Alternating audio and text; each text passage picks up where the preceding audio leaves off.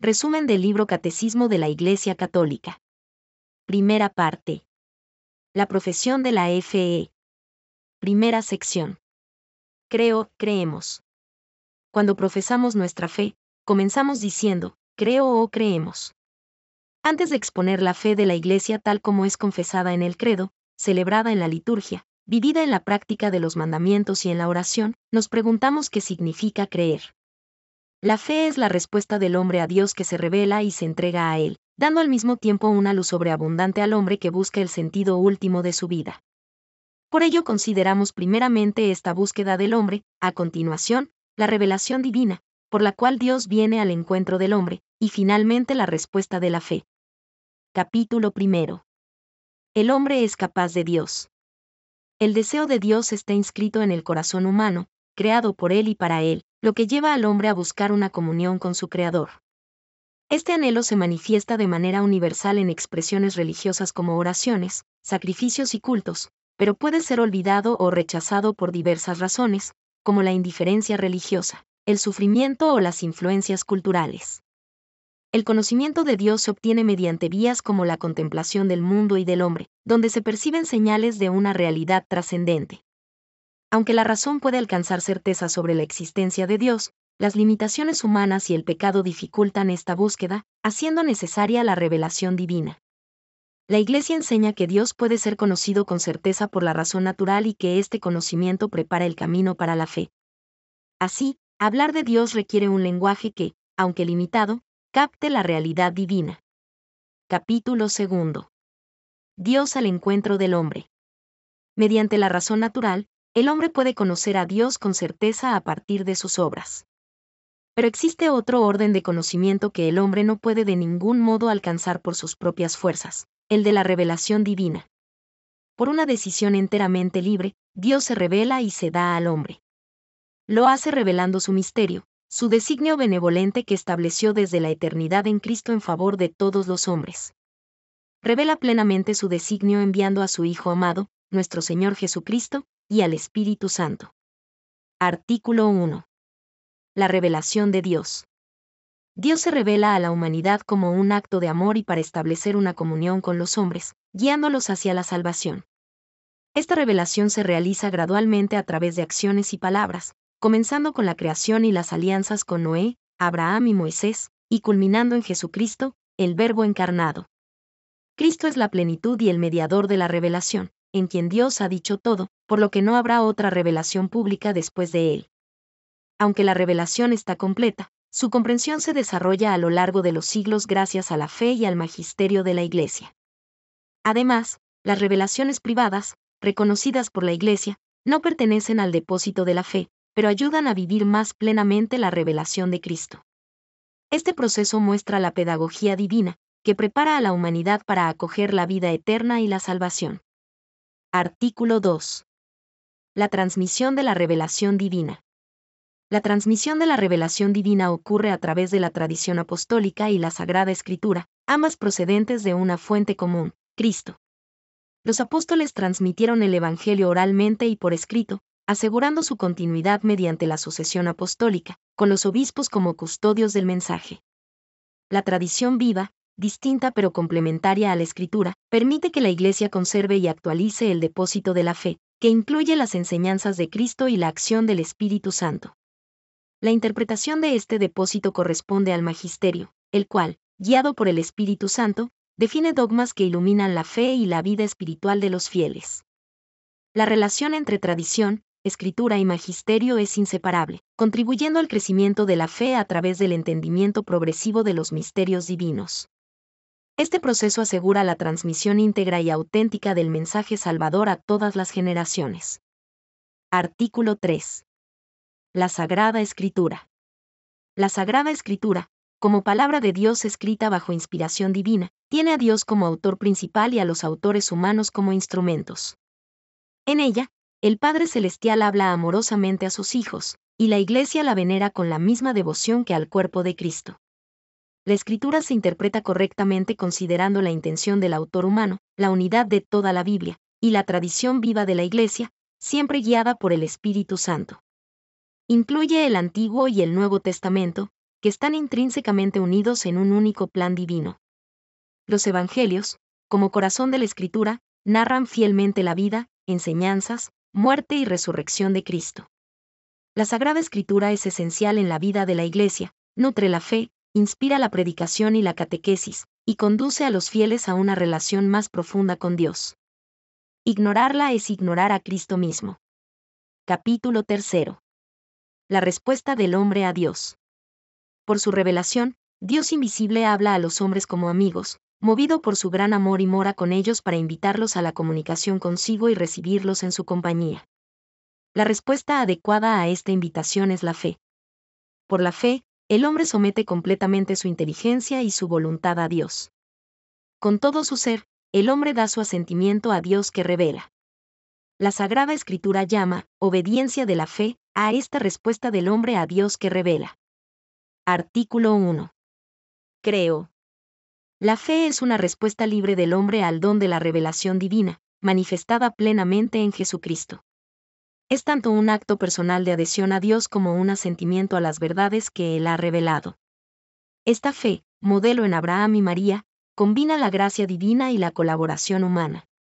Se alimenta de la palabra de Dios y crece en comunidad, guiada por el Espíritu Santo. Aunque trasciende la razón, no es contraria a ella, ambos caminos, fe y razón, conducen al conocimiento de la verdad divina. La fe es necesaria para la salvación y permite a los creyentes experimentar anticipadamente la vida eterna. Sin embargo, puede enfrentarse a pruebas, dudas y desafíos. Perseverar en ella exige oración, caridad y confianza en Dios. La Iglesia sostiene y transmite la fe, llamando a sus miembros a vivirla en comunión, como parte del misterio de la salvación universal. Artículo 2. Creemos. La fe es un acto personal y libre mediante el cual el ser humano responde a la revelación de Dios, pero siempre ocurre en comunidad, sostenida por la Iglesia. Este vínculo entre el creyente y la Iglesia se expresa en la confesión de fe, tanto personal como comunitaria, reflejada en el bautismo y en la liturgia. La Iglesia es quien alimenta, sostiene y transmite la fe, asegurando su continuidad a través de generaciones como columna y fundamento de la verdad. La fe no se detiene en las fórmulas, sino que apunta a las realidades divinas que éstas expresan, iluminadas por el Espíritu Santo. A lo largo de su historia y diversidad cultural, la Iglesia mantiene una sola fe universal, basada en la tradición apostólica. Este acto de fe, constantemente renovado y vivificado por el Espíritu, permite al creyente experimentar la salvación y vivir en comunión con Dios y con los demás. Segunda sección. La profesión de la fe cristiana. La profesión de fe es la respuesta del creyente a la revelación de Dios y se articula en los símbolos o credos, que resumen las verdades fundamentales de la fe cristiana.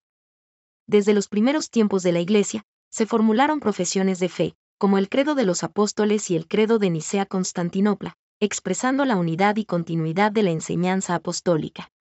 El símbolo de la fe cumple la función de identificar y unir a los creyentes en comunión, ya que al decir creo, el cristiano adhiere a la verdad revelada por Dios y transmitida por la Iglesia. Los artículos del credo están estructurados en 3 partes, la primera sobre Dios Padre y la creación, la segunda sobre Jesucristo y la redención, y la tercera sobre el Espíritu Santo y la santificación. Cada fórmula del credo profundiza en el misterio trinitario y es fundamental en la vida litúrgica, catequética y espiritual de la Iglesia. Capítulo 1. Creo en Dios Padre.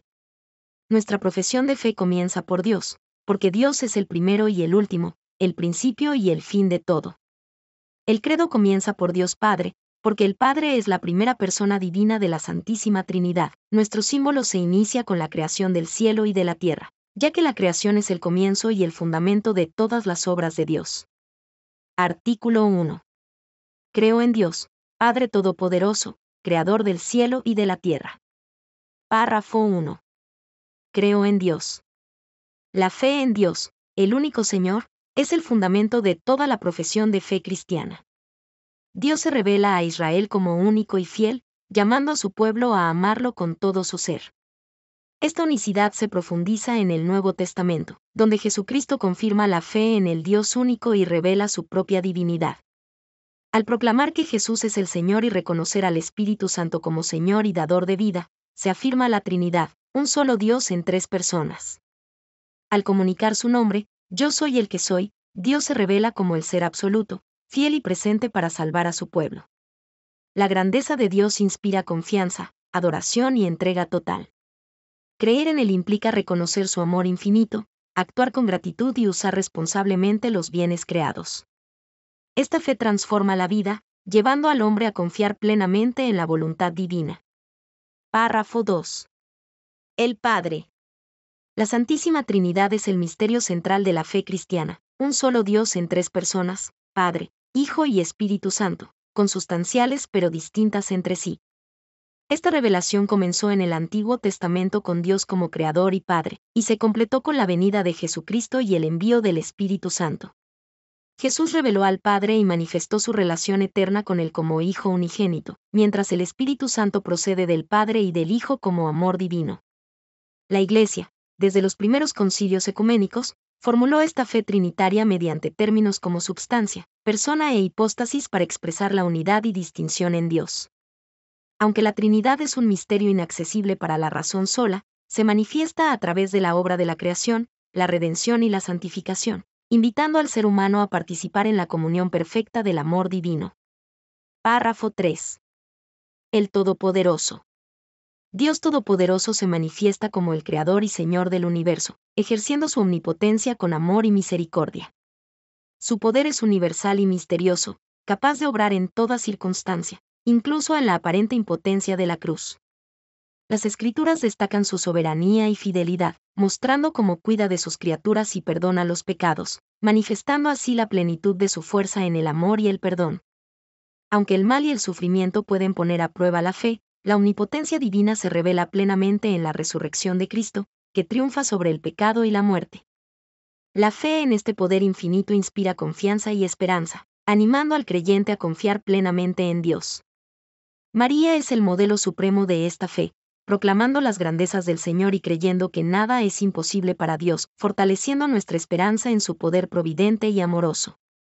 Párrafo 4. El Creador. Dios, como Creador del cielo y la tierra, manifiesta su gloria en la creación y sustenta todas las cosas con su providencia.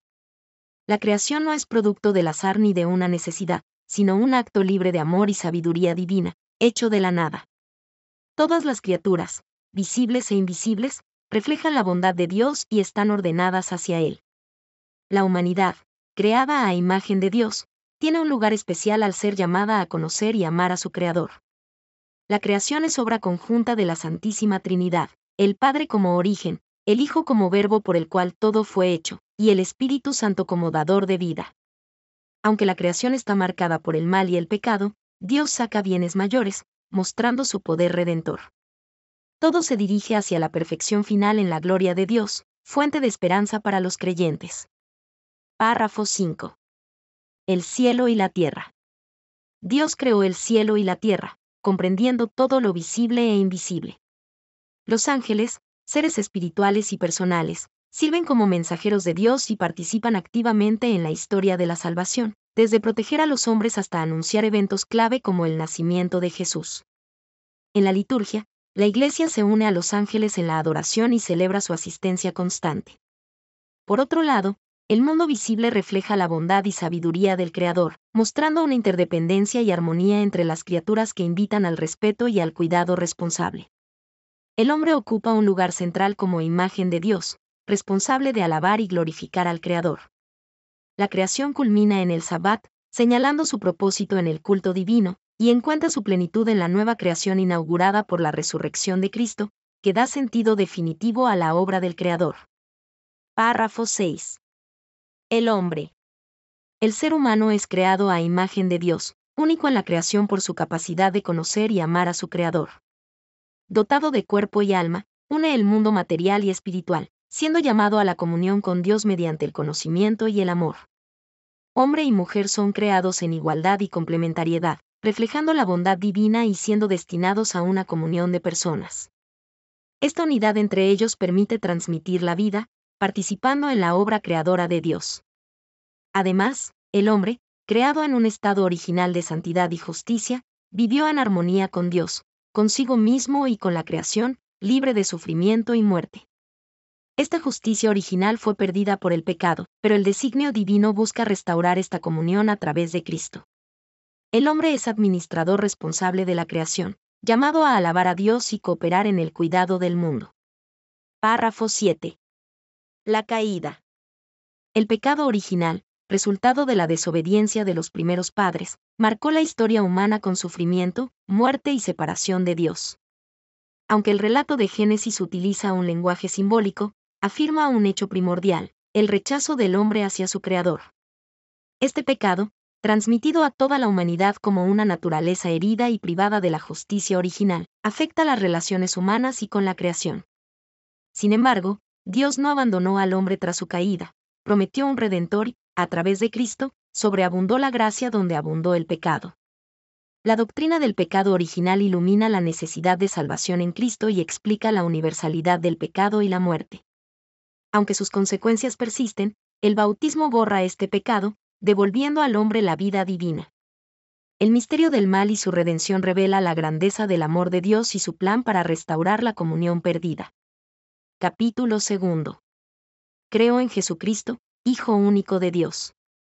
Jesucristo, el Hijo único de Dios, enviado en la plenitud de los tiempos, es el cumplimiento de las promesas divinas. Su vida, pasión, muerte y resurrección constituyen la buena nueva que revela el amor salvador de Dios. Él es verdadero Dios y verdadero hombre, nacido de la Virgen María por obra del Espíritu Santo. La fe cristiana confiesa a Jesús como el Mesías, el Señor y el Hijo de Dios, fundamentándose en el testimonio de los apóstoles y la predicación de la Iglesia. Su encarnación responde al designio divino de redimir a la humanidad, reconciliándola con el Padre y manifestando su amor infinito. Jesucristo es el mediador único entre Dios y los hombres, ofreciendo la salvación a través de su sacrificio redentor. Su resurrección, obra de la Santísima Trinidad, es fuente de esperanza y garantiza la participación de los creyentes en la vida eterna junto a Dios. Artículo 2. Y en Jesucristo, su único Hijo, nuestro Señor. Jesús, cuyo nombre significa Dios salva, es el centro de la historia de la salvación, en quien Dios recapitula toda su obra redentora. Desde la Anunciación, se revela su identidad y misión como el Hijo eterno hecho hombre para redimir a la humanidad. Jesús es el Mesías ungido por el Espíritu Santo, cumpliendo la triple misión de sacerdote, profeta y rey. Reconocido como Hijo de Dios y Señor, Él manifestó su filiación divina y soberanía a través de sus palabras, obras y, especialmente, su pasión, muerte y resurrección. Este sacrificio redentor es la expresión suprema de su amor y su misión de reconciliar al hombre con Dios. La fe en su nombre trae salvación y es el fundamento de la oración cristiana. Su resurrección glorifica a Dios, confirmando su poder y abriendo el camino para la salvación universal, como mediador único entre Dios y la humanidad. Artículo 3. Jesucristo fue concebido por obra y gracia del Espíritu Santo y nació de Santa María Virgen. Párrafo 1. El Hijo de Dios se hizo hombre. El Verbo se hizo carne por obra del Espíritu Santo y nació de María Virgen para reconciliar a la humanidad con Dios, revelando el amor divino y haciéndonos partícipes de la naturaleza divina. La encarnación, en la que el Hijo de Dios asumió la naturaleza humana sin dejar de ser Dios, es central en la fe cristiana. Jesucristo, verdadero Dios y verdadero hombre, une en su persona divina las naturalezas humana y divina, siendo consustancial con el Padre en la divinidad y con nosotros en la humanidad, excepto en el pecado. Los concilios ecuménicos como Nicea, Efeso y Calcedonia defendieron esta verdad contra herejías como el arrianismo y el monofisismo. La unión hipostática asegura que todas las acciones de Cristo son atribuidas a su persona divina. En Jesús, Dios trabajó con manos humanas y amó con un corazón humano, revelando su amor infinito y siendo el modelo perfecto de santidad. Párrafo 2. Concebido por obra y gracia del Espíritu Santo, nació de Santa María Virgen. María, concebida sin pecado original, fue predestinada desde la eternidad para ser la Madre de Dios y cooperar plenamente en el plan divino de salvación. La Anunciación inaugura la plenitud de los tiempos, y su sí a la voluntad de Dios marcó el comienzo de la redención humana. Como Virgen y Madre, María concibió a Jesús por obra del Espíritu Santo, manifestando la iniciativa divina en la encarnación. Su virginidad perpetua es signo de su fe inquebrantable y entrega total a Dios. Reconocida como Madre de Dios, Theotokos, María participó activamente en la misión redentora de su Hijo, siendo causa de vida para todos los creyentes. En su maternidad espiritual, María extiende su amor maternal a toda la Iglesia, intercediendo por los fieles. Su papel único como colaboradora en la obra de salvación refleja su total consagración a la voluntad divina y su lugar privilegiado en la historia de la fe. Párrafo 3. Los misterios de la vida de Cristo. Toda la vida de Cristo es un misterio de revelación, redención y recapitulación. Sus palabras, obras, silencio y sufrimientos reflejan el amor y la voluntad del Padre. Desde su encarnación hasta su resurrección, cada gesto de Jesús, como sus curaciones y exorcismos, revela su divinidad y nos trae la salvación. La pobreza y obediencia de su vida oculta reparan nuestra desobediencia y redimen a la humanidad. Los misterios de su infancia, como la Epifanía y la presentación en el templo, subrayan su misión redentora y su relación única con el Padre. Durante su vida pública, Jesús inaugura el reino de Dios mediante su predicación, milagros y actos de amor, enfrentándose a la tentación y el rechazo. Su transfiguración anticipa la gloria de su resurrección, mientras que su pasión y muerte culminan en el sacrificio perfecto. Toda la obra de Cristo busca restablecer la comunión del hombre con Dios. Artículo 4. Jesucristo padeció bajo el poder de Poncio Pilato, fue crucificado, muerto y sepultado. El misterio pascual de la cruz y de la resurrección de Cristo está en el centro de la buena nueva que los apóstoles, y la Iglesia a continuación de ellos, deben anunciar al mundo. El designio salvador de Dios se ha cumplido de una vez por todas por la muerte redentora de su Hijo Jesucristo. La Iglesia permanece fiel a la interpretación de todas las Escrituras dada por Jesús mismo, tanto antes como después de su Pascua. ¿No era necesario que Cristo padeciera eso y entrara así en su gloria? Los padecimientos de Jesús han tomado una forma histórica concreta por el hecho de haber sido reprobado por los ancianos, los sumos sacerdotes y los escribas, que lo entregaron a los gentiles, para burlarse de él, azotarle y crucificarle. Por lo tanto, la fe puede escrutar las circunstancias de la muerte de Jesús, que han sido transmitidas fielmente por los evangelios e iluminadas por otras fuentes históricas, a fin de comprender mejor el sentido de la redención. Párrafo 1. Jesús e Israel. Jesús, desde el inicio de su ministerio, enfrentó oposición por parte de las autoridades religiosas debido a su interpretación de la ley, su relación con los marginados y su afirmación de autoridad divina. Respetó profundamente la ley y el templo, pero los reinterpretó con autoridad divina, perfeccionándolos. Su enseñanza reveló la intención última de la ley, el amor a Dios y al prójimo. Aunque honró las tradiciones judías, denunció las prácticas que distorsionaban su propósito. En el templo, afirmó su relación especial con el Padre, anticipando su papel como morada definitiva de Dios.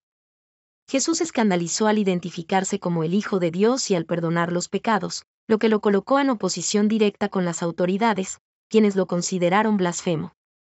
Su misión culminó en la cruz, donde asumió sobre sí mismo la ley y el pecado del mundo, revelando plenamente la misericordia y la redención divinas. Párrafo 2. Jesús murió crucificado. La muerte de Cristo fue el acto supremo de amor y obediencia al Padre, entregándose por la salvación de la humanidad. Aunque llevado a cabo por autoridades judías y romanas, no puede atribuirse de manera colectiva a un grupo, ya que todos los pecadores son responsables de su pasión. En el plan divino, Jesús fue entregado como el Cordero que quita el pecado del mundo, cumpliendo las Escrituras y el designio de redención universal. Su sacrificio, único y perfecto, reemplazó la desobediencia humana con su obediencia, reconciliando a la humanidad con Dios. En la última cena, anticipó su entrega libremente al instituir la Eucaristía como memorial de su sacrificio.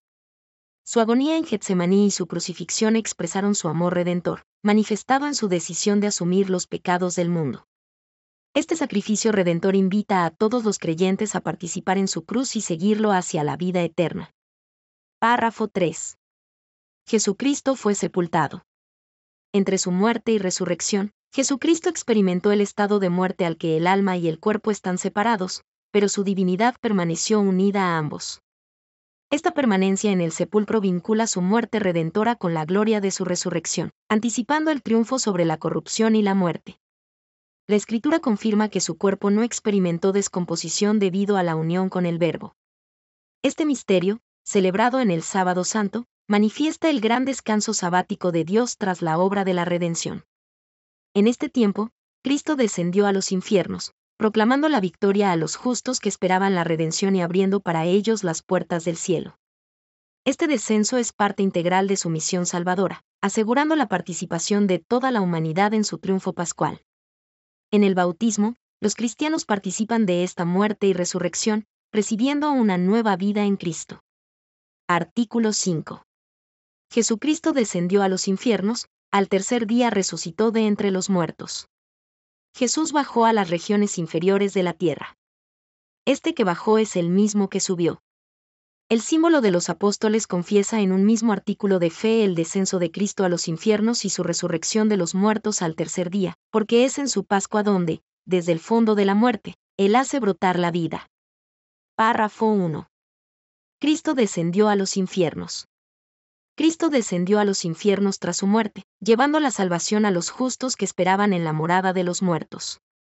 Este descenso no fue para liberar a los condenados ni destruir el infierno de la condenación, sino para proclamar la buena nueva y abrir el acceso al cielo a las almas santas, como Adán, Eva y los patriarcas. Este acto es la última fase de su misión mesiánica, extendiendo su redención a todos los tiempos y lugares. Cristo venció a la muerte y al diablo, liberando a los que estaban esclavizados por el temor a la muerte. Este evento, celebrado en el Sábado Santo, conecta su sacrificio en la cruz con la gloria de su resurrección. Con las llaves de la muerte y del infierno, Jesús inaugura una nueva esperanza para la humanidad, reafirmando su victoria sobre el pecado y la muerte como fuente de vida eterna. Párrafo 2. Al tercer día resucitó de entre los muertos. La resurrección de Jesús es la verdad culminante de la fe cristiana, confirmada como un hecho histórico y un acontecimiento trascendente. Su sepulcro vacío y las apariciones a los discípulos son testimonios fundamentales, aunque la resurrección misma trasciende lo perceptible. Cristo resucitado no volvió a la vida terrenal, sino que inauguró una nueva existencia gloriosa y eterna. Este evento, obra de la Santísima Trinidad, revela el poder del Padre, la victoria del Hijo sobre la muerte y la acción vivificadora del Espíritu Santo. La resurrección confirma la divinidad de Cristo, cumple las Escrituras y asegura la salvación de la humanidad. Al resucitar, Jesús libera del pecado, abre el acceso a la vida nueva y nos hace partícipes de su filiación divina. Como primicia de los resucitados, anticipa nuestra propia resurrección futura, invitándonos a vivir en comunión con Él en una esperanza que trasciende la muerte. Artículo 6.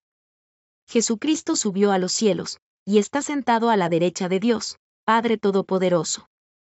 Cristo, después de su resurrección, convivió durante 40 días con sus discípulos, instruyéndolos sobre el reino, mientras su gloria permanecía oculta bajo una apariencia humana.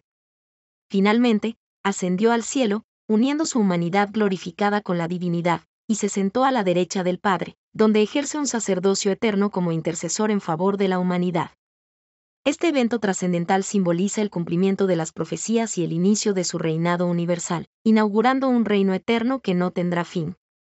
La ascensión marca el paso definitivo entre su resurrección y exaltación, abriendo a los hombres el camino hacia la vida eterna que solo Cristo podía ofrecer.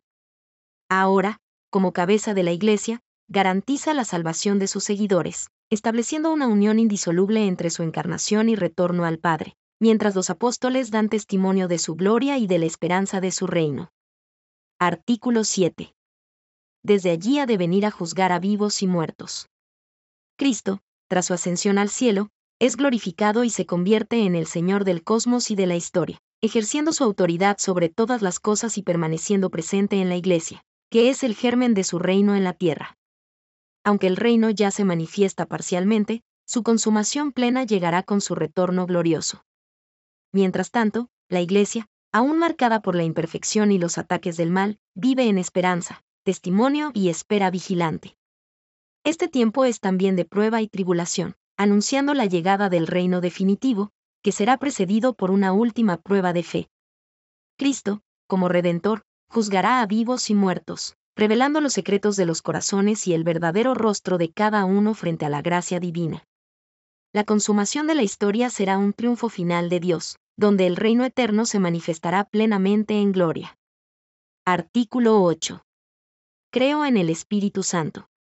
El Espíritu Santo, consustancial al Padre y al Hijo, actúa inseparablemente con ellos tanto en la vida íntima de la Trinidad como en la misión de amor al mundo. Su revelación es discreta, manifestándose a través de las Escrituras, la tradición, los sacramentos, la oración, los carismas y los santos, y siempre guiando hacia Cristo. Enviado por el Padre y el Hijo, el Espíritu Santo habita en los corazones de los creyentes, unificándolos con Cristo y transformándolos en hijos adoptivos de Dios. Sus símbolos incluyen el agua, el fuego, la nube, la unción y la paloma, representando purificación, transformación, luz y paz. Es dado a la Iglesia en Pentecostés, inaugurando los últimos tiempos y fortaleciendo la misión de anunciar el reino de Dios. El Espíritu Santo es fuente de vida, santificación y comunión, llevando a los hombres a la plenitud de la fe y al conocimiento profundo de Dios. Artículo 9. Creo en la Santa Iglesia Católica. La Iglesia, iluminada por Cristo y guiada por el Espíritu Santo, es el lugar donde florece la santidad. Se presenta como un reflejo de la luz divina, dependiente de la acción conjunta del Padre, Hijo y Espíritu Santo. Reconocida como una, santa, católica y apostólica, es fundada por Cristo y manifestada plenamente en Pentecostés, cuando el Espíritu Santo la fortalece para su misión de anunciar el reino de Dios. La Iglesia, visible y espiritual, actúa como sacramento de salvación y comunión con Dios. Su unidad proviene de la diversidad de carismas y ministerios, integrando a los fieles como cuerpo de Cristo y templo del Espíritu Santo. En su misión, reúne a la humanidad dispersa, guiándola hacia la plenitud del reino eterno, mientras testimonia el amor de Dios. Es llamada a ser signo y medio de salvación en el mundo, trabajando en unidad, justicia y fe viva. Párrafo 1. La Iglesia en el designio de Dios. La Iglesia, como asamblea convocada por Dios, tiene su origen en el designio eterno del Padre para la salvación humana. Prefigurada en el Antiguo Testamento y realizada plenamente en Cristo, se constituye como el pueblo de Dios y el cuerpo de Cristo. Fundada por Jesús y manifestada por el Espíritu Santo en Pentecostés, su misión es anunciar y establecer el reino de Dios en el mundo. Es tanto visible como espiritual, una comunión de fe y amor que trasciende el tiempo y el espacio. Como sacramento universal de salvación, la Iglesia es instrumento del amor divino y de la unidad entre los hombres. En su peregrinación terrena, avanza entre pruebas y consuelos, aspirando a la perfección en la gloria celestial, donde se consumará su unión con Cristo y la plenitud del reino. A través de su misión, la Iglesia revela el misterio del amor divino y guía a la humanidad hacia Dios. Párrafo 2. La Iglesia, pueblo de Dios, cuerpo de Cristo, templo del Espíritu Santo. La Iglesia, constituida como pueblo de Dios, cuerpo de Cristo y templo del Espíritu Santo, tiene como misión manifestar el reino de Dios y unir a la humanidad en comunión con Él. Como pueblo de Dios, sus miembros, regenerados por el bautismo y unidos en el Espíritu, comparten la vocación de ser sacerdotes, profetas y reyes. En su dimensión de cuerpo de Cristo, Cristo es la cabeza que guía y vivifica a la Iglesia, y sus miembros están unidos en la comunión de fe y amor, compartiendo los sacramentos como fuente de vida espiritual. Como templo del Espíritu Santo, la Iglesia es animada por el Espíritu, quien distribuye carismas y dones para edificarla y fortalecerla en su misión. A través de su unidad, santidad, catolicidad y apostolicidad, la Iglesia busca ser signo visible de la gracia divina y medio de salvación para toda la humanidad. Párrafo 3. La Iglesia es una, santa, católica y apostólica. La Iglesia es una, santa, católica y apostólica por su origen en Cristo y su misión de salvación universal. Su unidad proviene de la Trinidad, se mantiene en la comunión de fe y sacramentos, y supera las diferencias culturales o personales. La santidad es un don divino, aunque imperfecta en sus miembros, quienes están llamados a la conversión y perfección. Es católica por la presencia de Cristo en ella y su misión de reunir a toda la humanidad, apreciando los elementos de verdad y gracia en otras tradiciones. Es apostólica porque está fundada sobre los apóstoles y su misión continúa a través de sus sucesores, los obispos, guiados por el Espíritu Santo. Aunque enfrenta divisiones, la Iglesia trabaja por la unidad y la evangelización, confiando en la oración de Cristo y la acción del Espíritu. Es el sacramento de salvación y signo del reino de Dios que llegará a su plenitud al final de los tiempos. Párrafo 4. Los fieles de Cristo, jerarquía, laicos, vida consagrada. Los fieles cristianos, incorporados a Cristo mediante el bautismo, forman el pueblo de Dios y participan, según su estado, en las funciones sacerdotal, profética y real de Cristo. Dentro de la Iglesia, existe una diversidad de ministerios unidos en una única misión: enseñar, santificar y gobernar bajo la autoridad de los obispos y el Papa, sucesor de Pedro. Los laicos, llamados a santificar el mundo desde sus ocupaciones temporales, cumplen su misión al vivir los valores cristianos y evangelizar con sus obras y palabras. Aquellos que abrazan la vida consagrada lo hacen mediante los consejos evangélicos, dedicándose plenamente al servicio de Dios y la Iglesia, y siendo testigos de la gloria del reino futuro. La jerarquía, los laicos y los consagrados contribuyen a la edificación del cuerpo de Cristo, en unidad y diversidad, como manifestación del amor y del plan salvífico de Dios para toda la humanidad. Párrafo 5. La comunión de los santos. La comunión de los santos es la unión de todos los miembros de la Iglesia, vivos y difuntos, en Cristo.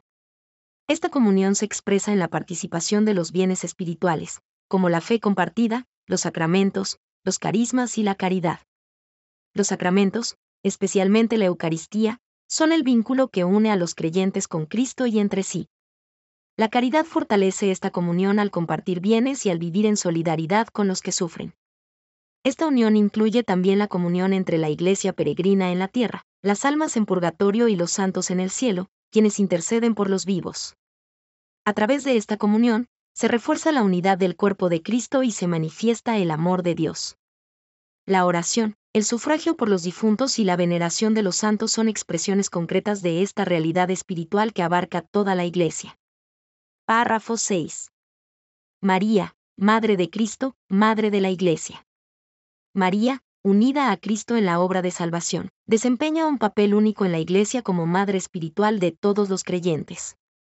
Participó en los momentos clave de la vida de su Hijo, desde la concepción virginal hasta la cruz, donde Jesús la entregó como madre al discípulo amado. Tras la ascensión, estuvo presente en los inicios de la Iglesia, pidiendo el don del Espíritu Santo. Su asunción al cielo en cuerpo y alma anticipa la resurrección de los fieles, y su intercesión constante refuerza su misión maternal en el orden de la gracia. María es modelo de fe y caridad, figura de la Iglesia en su plenitud futura, y signo de esperanza para los creyentes. La Iglesia la honra con un culto especial, distinto de la adoración debida a Dios, expresado en fiestas litúrgicas y oraciones como el Rosario, que reflejan su lugar central en el misterio cristiano. Artículo 10. Creo en el perdón de los pecados. El perdón de los pecados está vinculado a la fe, al bautismo y al Espíritu Santo, quien otorga a la Iglesia el poder de reconciliación. A través del bautismo, los pecados son plenamente perdonados, pero la inclinación al mal permanece, requiriendo lucha constante contra el pecado. Para los bautizados que caen, el sacramento de la penitencia permite la reconciliación con Dios y la Iglesia. Este sacramento es necesario para la salvación, al igual que el bautismo para los no regenerados. La Iglesia, mediante el poder de las llaves dado por Cristo, ofrece el perdón a todo arrepentido, sin excluir ningún pecado por grave que sea. La catequesis busca fortalecer la fe en este don de la gracia divina, recordando que los sacerdotes actúan en nombre de Cristo para otorgar el perdón. Sin este poder, no habría esperanza de vida eterna ni de liberación del pecado. Artículo 11. Creo en la resurrección de la carne. La resurrección de los muertos es una verdad central de la fe cristiana, revelada progresivamente por Dios y plenamente manifestada en Cristo. Los justos resucitarán con un cuerpo glorioso, obra de la Santísima Trinidad, mientras que los que hicieron el mal enfrentarán la condenación. La resurrección no se limita a la inmortalidad del alma, sino que implica la transformación del cuerpo mortal en un cuerpo espiritual e incorruptible. Este acontecimiento será pleno al final de los tiempos, pero los creyentes ya participan en él a través del bautismo y la Eucaristía, como anticipo de la gloria futura. La muerte, aunque consecuencia del pecado, fue transformada por Cristo en un paso hacia la vida eterna. Morir en Cristo significa vivir unidos a Él, esperando la plenitud de la resurrección en su segunda venida, cuando Dios renueve todo y se manifieste su victoria definitiva sobre el pecado y la muerte. Artículo 12. Creo en la vida eterna. La vida eterna, objetivo último de la existencia humana, se comprende en el marco del juicio particular, el cielo, el purgatorio y el infierno. Cada persona recibe tras su muerte una retribución acorde con sus obras y fe, que puede conducir a la purificación, al gozo eterno con Dios o a la condenación definitiva. El cielo es comunión plena con Dios, en la que los santos ven su esencia y experimentan la visión beatífica, mientras que el purgatorio purifica a quienes aún no están completamente preparados para entrar en la gloria divina. Por otro lado, el infierno, reservado para quienes rechazan a Dios voluntariamente, es un estado de separación eterna. Al final de los tiempos, el juicio final revelará el destino definitivo de todos y la renovación de la creación. Esta esperanza impulsa a vivir en fidelidad y conversión, anticipando la plenitud del reino de Dios en cielos nuevos y tierra nueva. Segunda parte. La celebración del misterio cristiano.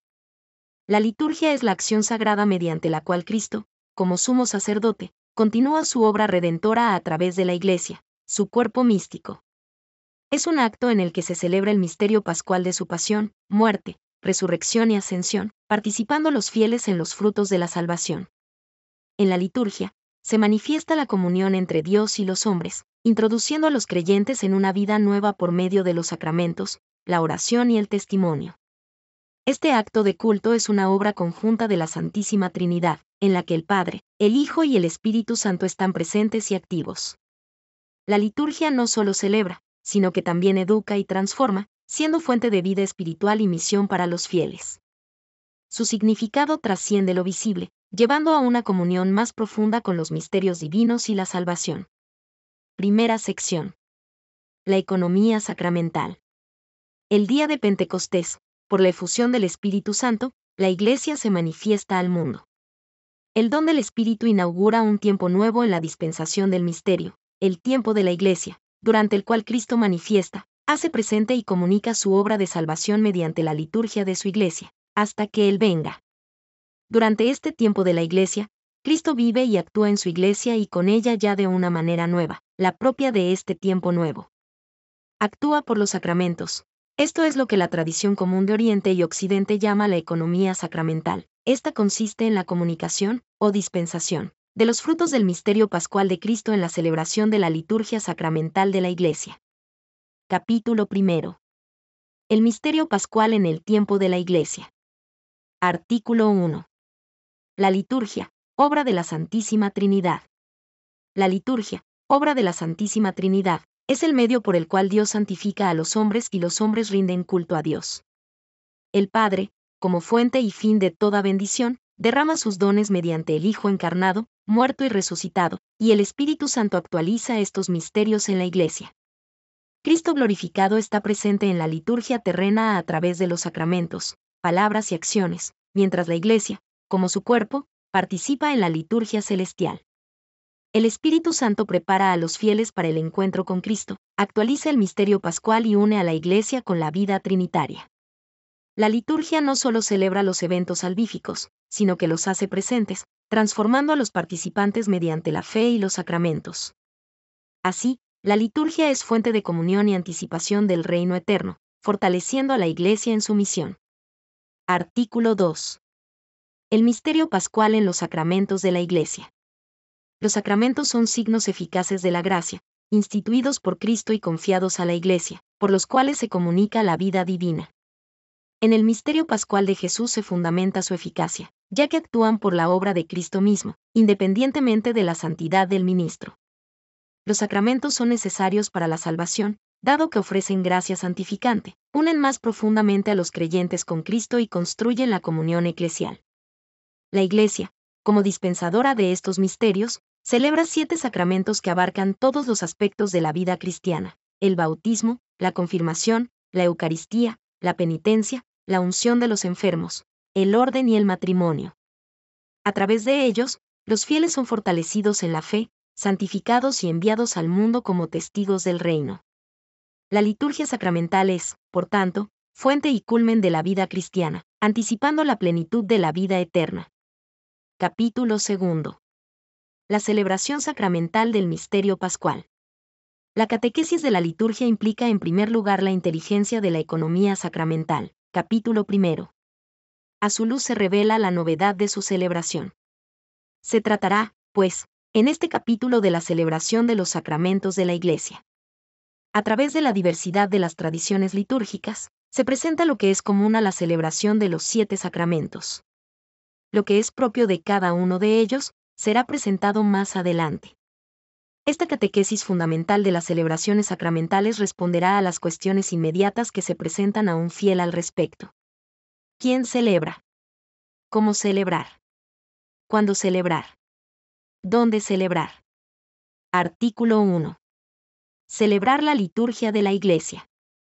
La celebración de la liturgia es una acción del Cristo total, que incluye a la Iglesia terrena y la celestial. Todos los bautizados participan como comunidad en la liturgia, donde Cristo está presente a través de los sacramentos, la palabra y la asamblea reunida. La liturgia integra símbolos y signos que revelan y actualizan el misterio pascual de Cristo, conectando la creación, la cultura humana y la tradición cristiana. Elementos como el canto, la música, las imágenes sagradas y el espacio litúrgico fortalecen la experiencia de fe y comunión. La Eucaristía es el centro de la liturgia, celebrada en el Día del Señor, especialmente el domingo, y en el ciclo anual del año litúrgico. Además, la liturgia de las horas santifica el día mediante la oración continua. La liturgia manifiesta la comunión entre Dios y los fieles, siendo signo del reino de Dios y anticipación de la gloria eterna. Artículo 2. Diversidad litúrgica y unidad del misterio. La diversidad litúrgica refleja la riqueza del misterio de Cristo y la misión universal de la Iglesia. Aunque el misterio pascual es único, se celebra en tradiciones y formas diversas según las culturas y áreas geográficas, enriqueciendo la Iglesia con su pluralidad. Cada rito legítimo, como los latinos, bizantinos, coptos o siriacos, expresa aspectos específicos del misterio cristiano y tiene igual dignidad y honor.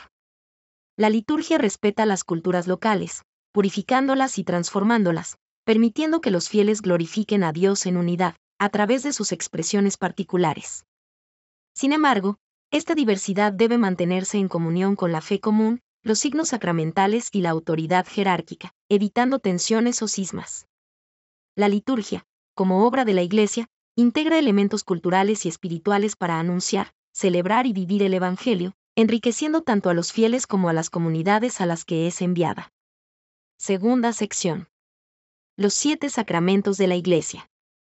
Los sacramentos de la nueva ley fueron instituidos por Cristo y son 7, a saber, bautismo, confirmación, Eucaristía, penitencia, unción de los enfermos, orden sacerdotal y matrimonio.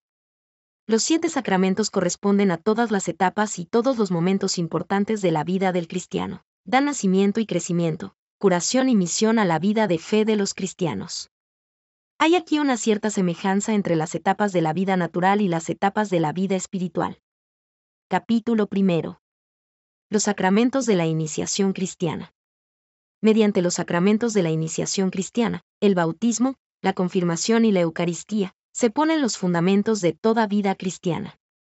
La participación en la naturaleza divina, que los hombres reciben como don mediante la gracia de Cristo, tiene cierta analogía con el origen, el crecimiento y el sustento de la vida natural. En efecto, los fieles renacidos en el bautismo se fortalecen con el sacramento de la confirmación y, finalmente, son alimentados en la Eucaristía con el manjar de la vida eterna, y, así por medio de estos sacramentos de la iniciación cristiana, reciben cada vez con más abundancia los tesoros de la vida divina y avanzan hacia la perfección de la caridad. Artículo 1. El sacramento del bautismo. El bautismo, fundamento de la vida cristiana, nos libera del pecado, nos hace hijos de Dios, miembros de Cristo e incorporados a la Iglesia. Este sacramento, signo de regeneración por el agua y la palabra, simboliza la muerte y resurrección con Cristo, haciendo al bautizado una nueva criatura. Prefigurado en la antigua alianza, como el paso del Mar Rojo y el Jordán, encuentra su plenitud en el bautismo de Jesús. Celebrado desde Pentecostés, está estrechamente ligado a la fe y otorga la gracia de la salvación, incorporando al bautizado al cuerpo de Cristo. Este sacramento imprime un sello indeleble que consagra al fiel para el culto cristiano y la misión. Aunque indispensable para la salvación, la Iglesia reconoce la posibilidad de salvación por el deseo del bautismo o el martirio. Como sacramento de unidad, el bautismo vincula a todos los cristianos en comunión y misión con Dios. Artículo 2. El sacramento de la confirmación. La confirmación, junto con el bautismo y la Eucaristía, completa la iniciación cristiana al conferir una efusión especial del Espíritu Santo. Este sacramento une más profundamente a los fieles con Cristo, los enriquece con los dones del Espíritu y fortalece su vínculo con la Iglesia. Prefigurado en el Antiguo Testamento, encuentra su plenitud en Pentecostés, cuando los apóstoles recibieron el Espíritu y lo transmitieron mediante la imposición de manos. Este rito incluye la unción con el crisma, que simboliza consagración y participación en la misión de Cristo como sacerdote, profeta y rey. La confirmación otorga a los creyentes la fortaleza para defender y testificar su fe con valentía. Como el bautismo, imprime un sello espiritual indeleble y se recibe solo una vez. Administrada habitualmente por el obispo, representa la comunión con los orígenes apostólicos y refuerza la misión evangelizadora de la Iglesia en el mundo. Artículo 3.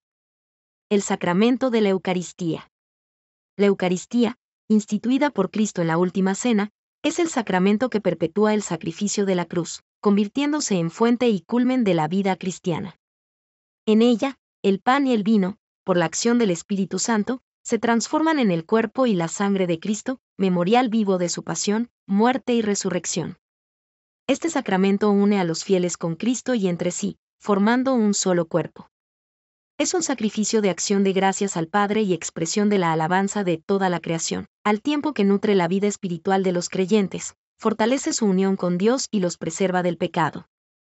La celebración eucarística es un anticipo del banquete celestial y un llamado a la comunión y la misión. Así, la Eucaristía es el centro de la Iglesia y su vínculo de amor y unidad con Cristo. Capítulo 2.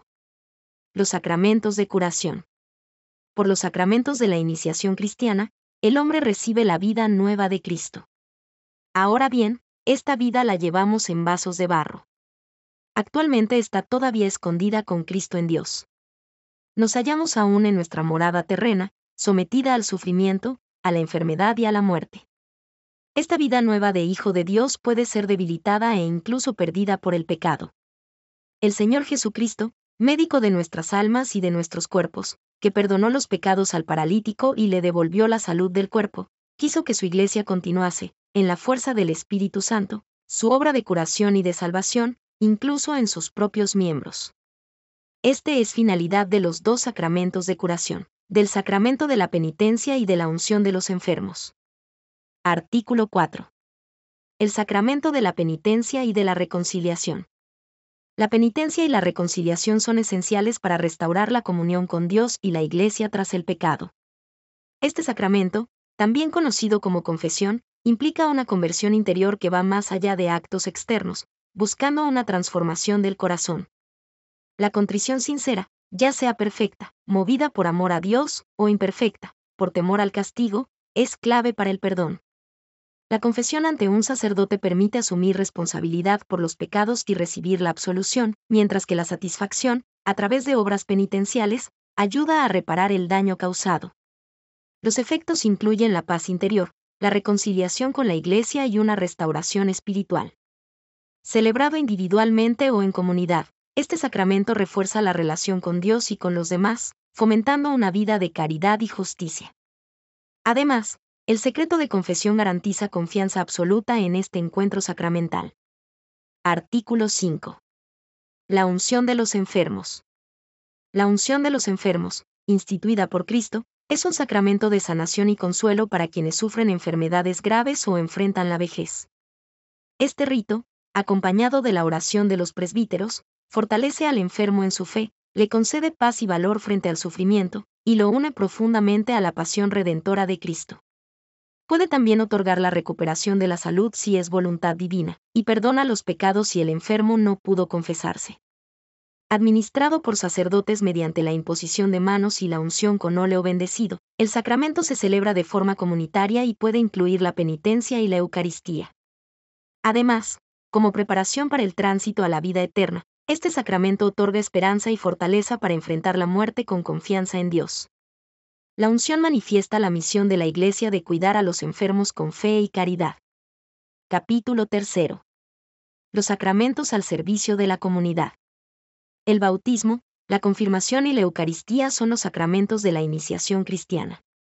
fundamentan la vocación común de todos los discípulos de Cristo, que es vocación a la santidad y a la misión de evangelizar el mundo. Confieren las gracias necesarias para vivir según el Espíritu en esta vida de peregrinos en marcha hacia la patria. Otros dos sacramentos, el orden y el matrimonio, están ordenados a la salvación de los demás. Contribuyen ciertamente a la propia salvación, pero esto lo hacen mediante el servicio que prestan a los demás. Confieren una misión particular en la Iglesia y sirven a la edificación del pueblo de Dios. En estos sacramentos, los que fueron ya consagrados por el bautismo y la confirmación para el sacerdocio común de todos los fieles, pueden recibir consagraciones particulares. Los que reciben el sacramento del orden son consagrados para en el nombre de Cristo ser los pastores de la Iglesia con la palabra y con la gracia de Dios.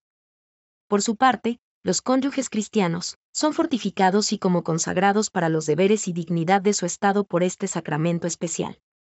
Artículo 6. El sacramento del orden. El sacramento del orden, instituido por Cristo, perpetúa el ministerio apostólico en la Iglesia mediante 3 grados: episcopado, presbiterado y diaconado. Este sacramento confiere un carácter indeleble y otorga la gracia del Espíritu Santo para actuar en nombre de Cristo como maestro, pastor y sacerdote. Los obispos, como sucesores de los apóstoles, poseen la plenitud del orden y tienen la responsabilidad de enseñar, santificar y gobernar. Los presbíteros colaboran con los obispos en el anuncio del Evangelio, la celebración de los sacramentos y el cuidado pastoral. Los diáconos, configurados con Cristo siervo, asisten en la liturgia, la proclamación de la palabra y las obras de caridad.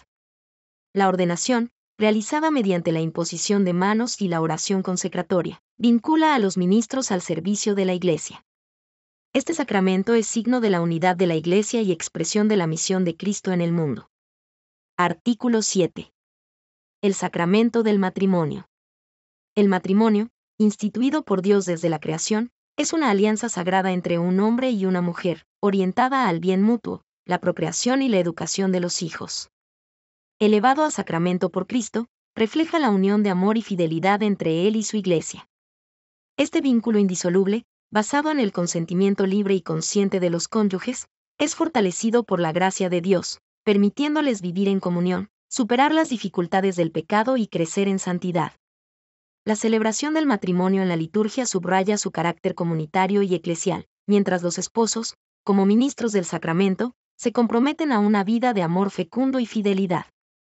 Aunque enfrentan retos como la infertilidad o la separación, los valores del matrimonio, como la unidad, la fidelidad y la apertura a la vida, resaltan su papel como testimonio del amor divino y fundamento de la comunidad cristiana. Capítulo 4. Otras celebraciones litúrgicas. Artículo 1. Los sacramentales. Los sacramentales, instituidos por la Iglesia, son signos sagrados que, mediante la oración y gestos simbólicos, como la señal de la cruz o la aspersión con agua bendita, ayudan a los fieles a recibir gracia y santificar su vida cotidiana. A diferencia de los sacramentos, no confieren directamente la gracia del Espíritu Santo, pero disponen al creyente para recibirla y cooperar con ella. Incluyen bendiciones, consagraciones y exorcismos, que protegen contra el mal y consagran personas, objetos y lugares al servicio divino. Las bendiciones alaban a Dios y buscan su favor, mientras los exorcismos invocan la autoridad de Cristo para liberar del mal. La religiosidad popular, expresada en prácticas como peregrinaciones, procesiones y devociones, complementa la liturgia sacramental, conectando la fe con las realidades culturales y cotidianas. Así, los sacramentales refuerzan la vida espiritual y la relación de los fieles con Dios en su jornada de fe. Artículo 2. Las exequias cristianas. Las exequias cristianas expresan el sentido pascual de la muerte, iluminado por el misterio pascual de Cristo, quien transforma la muerte en un paso hacia la vida eterna. La Iglesia acompaña al difunto en su última Pascua, ofreciendo oraciones y celebraciones que reflejan comunión con el fallecido y esperanza en la resurrección. Las exequias incluyen la liturgia de la palabra, que proclama la fe en Cristo resucitado, y la Eucaristía, centro del rito, donde se intercede por el difunto y se reafirma la comunión con él. Estas ceremonias culminan con el adiós al difunto, que simboliza el acto de encomendarlo a Dios y expresar la esperanza en el reencuentro en el reino. A través de estas celebraciones, la Iglesia consuela a los vivos, fortalece su fe y proclama la victoria de Cristo sobre la muerte, mientras honra y despide a sus miembros con dignidad y esperanza cristiana. Tercera parte. La vida en Cristo. La vida en Cristo implica reconocer la dignidad del cristiano como hijo de Dios, participante de la naturaleza divina y miembro del cuerpo de Cristo. Por los sacramentos y la gracia del Espíritu Santo, los fieles están llamados a vivir de acuerdo con el Evangelio, imitando a Cristo en pensamiento, palabra y acción. La vida cristiana exige una constante conversión, fortalecida por la oración, las bienaventuranzas y la caridad, buscando siempre la perfección en comunión con Dios. Las decisiones morales tienen un impacto eterno, representando el camino de la vida o la perdición. La catequesis cristiana destaca el papel del Espíritu Santo como guía interior, la importancia del perdón, la belleza de las virtudes y la centralidad de Jesucristo como camino, verdad y vida. Vivir en Cristo significa amar como Él nos amó, en una vida de servicio y gloria a Dios, orientada hacia la vida eterna. Primera sección. La vocación del hombre, la vida en el Espíritu. La vida en el Espíritu Santo realiza la vocación del hombre. Está hecha de caridad divina y solidaridad humana. Es concedida gratuitamente como una salvación. Capítulo 1. La dignidad de la persona humana. La dignidad de la persona humana está enraizada en su creación a imagen y semejanza de Dios. Se realiza en su vocación a la bienaventuranza divina. Corresponde al ser humano llegar libremente a esta realización. Por sus actos deliberados, la persona humana se conforma, o no se conforma, al bien prometido por Dios y atestiguado por la conciencia moral. Los seres humanos se edifican a sí mismos y crecen desde el interior, hacen de toda su vida sensible y espiritual un material de su crecimiento. Con la ayuda de la gracia crecen en la virtud, evitan el pecado y, si lo han cometido, recurren como el Hijo pródigo a la misericordia de nuestro Padre del cielo. Así acceden a la perfección de la caridad. Artículo 1. El hombre, imagen de Dios. El hombre, creado a imagen y semejanza de Dios, posee una dignidad intrínseca y un destino eterno en comunión con Él. Dotado de un alma espiritual e inmortal, es la única criatura amada por sí misma. Esta imagen divina, restaurada por Cristo tras ser dañada por el pecado original, se manifiesta en la capacidad humana de razón, voluntad y libertad. La moralidad del hombre se enraiza en su conciencia, donde resuena la voz de Dios que lo impulsa al bien y al amor hacia los demás. Sin embargo, la inclinación al mal y al error, resultado del pecado, genera una lucha constante entre el bien y el mal. Por su redención, Cristo otorga una vida nueva en el Espíritu Santo, posibilitando al hombre alcanzar la santidad mediante la gracia, el amor y la práctica del bien. Este camino culmina en la gloria eterna, reflejo perfecto del amor divino. Artículo 2. Nuestra vocación a la bienaventuranza. Las bienaventuranzas son el núcleo de la predicación de Jesús, que recoge las promesas hechas al pueblo elegido y las perfecciona, orientándolas al reino de los cielos. Revelan el rostro de Cristo, expresan la vocación de los fieles y describen las actitudes características de la vida cristiana. Estas promesas paradójicas fortalecen la esperanza en las tribulaciones y anuncian bendiciones y recompensas para quienes las viven. Responden al deseo natural de felicidad, inscrito por Dios en el corazón humano, y muestran que solo en Él se encuentra la dicha verdadera. La bienaventuranza cristiana implica entrar en la gloria de Cristo y participar en la vida trinitaria, algo que supera las fuerzas humanas y es fruto del don gratuito de Dios. Estas enseñanzas invitan a los creyentes a purificar su corazón, a buscar el amor de Dios sobre todas las cosas y a caminar hacia el reino eterno en fidelidad y esperanza. Artículo 3. La libertad del hombre. La libertad humana, un don de Dios, permite al hombre obrar según su razón y voluntad, eligiendo entre el bien y el mal. Esta capacidad otorga dignidad y responsabilidad, haciéndolo autor de sus actos. La libertad alcanza su plenitud al orientarse hacia Dios, bien supremo y fuente de bienaventuranza. Sin embargo, al alejarse del bien, el hombre puede abusar de su libertad, pecar y esclavizarse al mal. Factores como el miedo, la ignorancia o las presiones sociales pueden disminuir la responsabilidad, pero no eliminan su capacidad de elección. Cristo, con su muerte y resurrección, libera al hombre del pecado, otorgándole la gracia necesaria para vivir en la libertad de los hijos de Dios. La verdadera libertad no es hacer cualquier cosa, sino adherirse al bien, lo cual fortalece la comunión con Dios y los demás, colaborando con el Espíritu Santo en la obra de salvación. Artículo 4.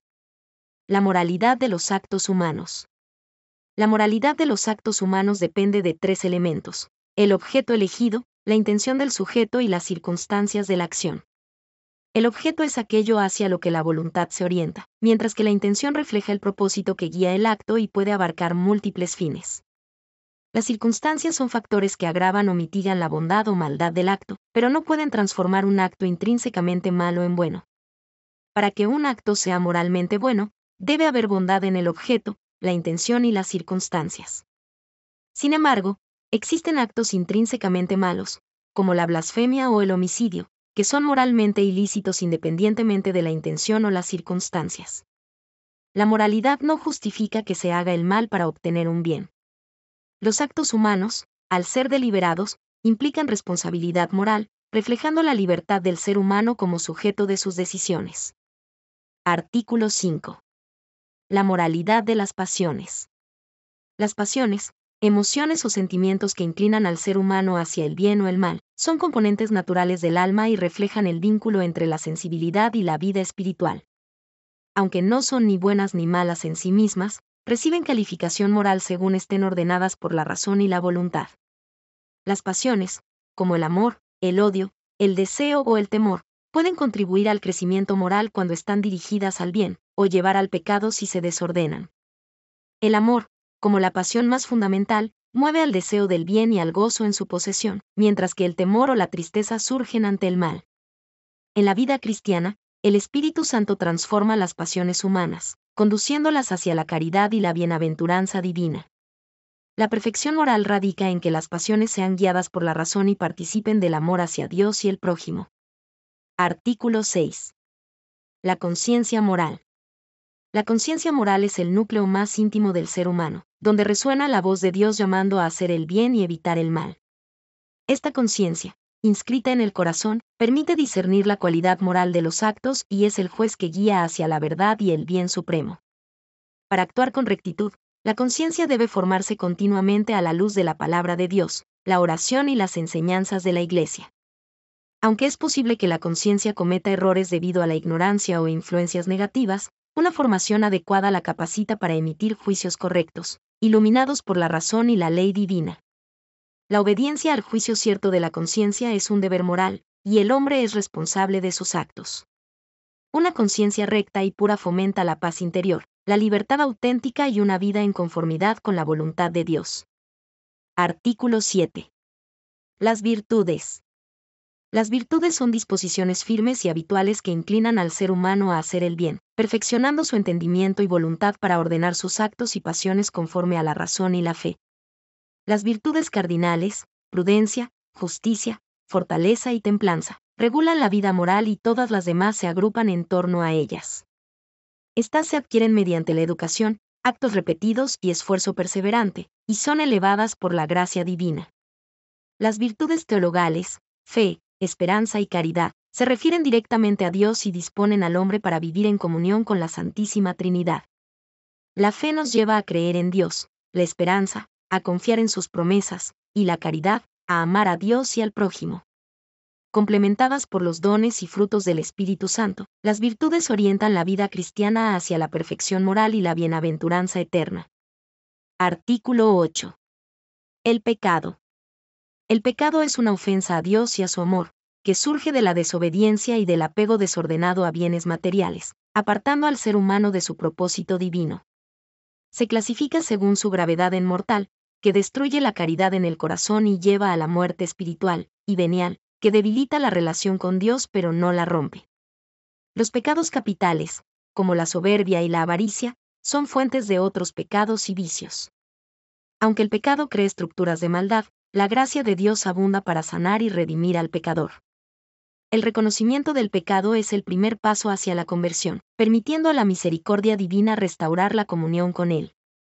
La Iglesia, mediante el sacramento de la reconciliación, ayuda a los fieles a superar el pecado y a caminar hacia la santidad, fortalecidos por la gracia y el amor de Dios. Capítulo 2. La comunidad humana. La vocación de la humanidad es manifestar la imagen de Dios y ser transformada a imagen del Hijo único del Padre. Esta vocación reviste una forma personal, puesto que cada uno es llamado a entrar en la bienaventuranza divina, pero concierne también al conjunto de la comunidad humana. Artículo 1. La persona y la sociedad. La vocación humana tiene un carácter comunitario, pues todos los hombres están llamados al mismo fin en Dios, reflejando la unión entre las personas divinas. La vida social no es opcional, sino una exigencia de la naturaleza humana, donde el intercambio y la cooperación permiten desarrollar las capacidades individuales y responder a la vocación divina.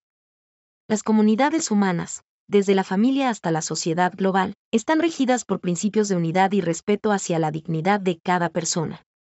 El principio de subsidiariedad promueve que las estructuras sociales superiores no interfieran innecesariamente en las funciones de las inferiores, sino que las apoyen en su acción.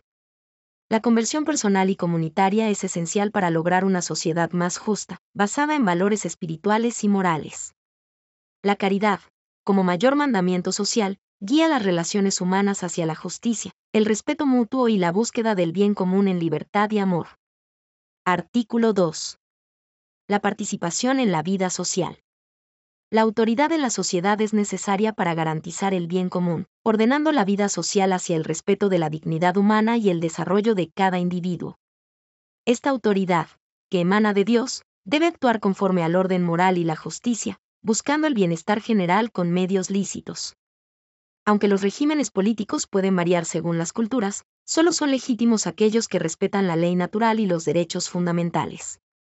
El bien común, que incluye el respeto a las libertades, el desarrollo social y la paz, requiere prudencia de las autoridades y la participación activa de los ciudadanos. Este compromiso personal y comunitario en la vida pública fortalece la solidaridad y la justicia social.